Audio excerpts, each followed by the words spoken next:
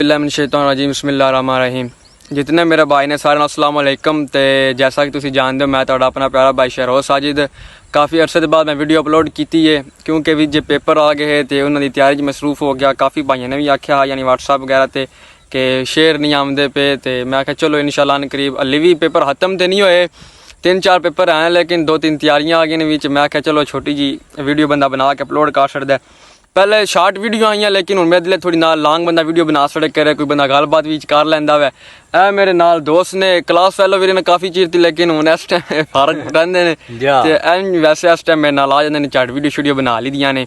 तो बाकी तुसी इन्ना सपोर्ट किया सारे भाइयों का बहुत बहुत ज़्यादा शुक्रिया, जज़ाकल्ला भी।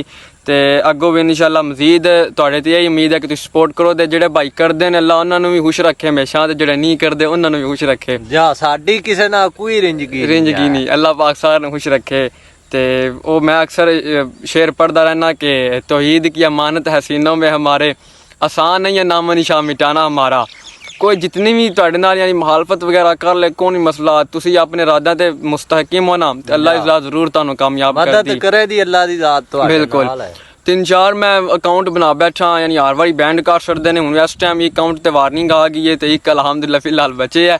तो उन्होंने हली मैं वीडियो को नहीं इतनी अपलोड की क्योंकि पेपर है इन मेरा तो खुद दिल हा लॉन्ग मार्च हा ये वाले भी वीडियो अपलोड करदा।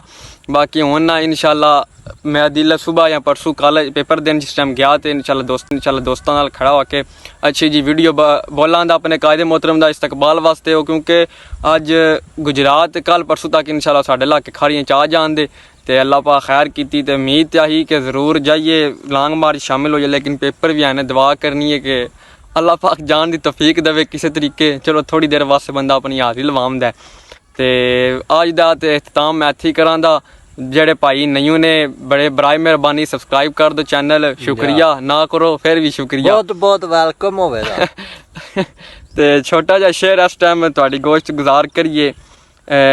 बाबा जी फरमांदे सन के न सर झुका के जिए न मुँह छुपा के जिए, सितमगर की नज़रों से नज़रें मिला के जिए, इसमें हैरत ही क्या कि 2 दिन कम जिए, हम उनमें से थे जो शम्मा जला के जिए। बेशक बाकी वीडियो पूरी देखनी है, जज़ाकल्लाह शुक्रिया।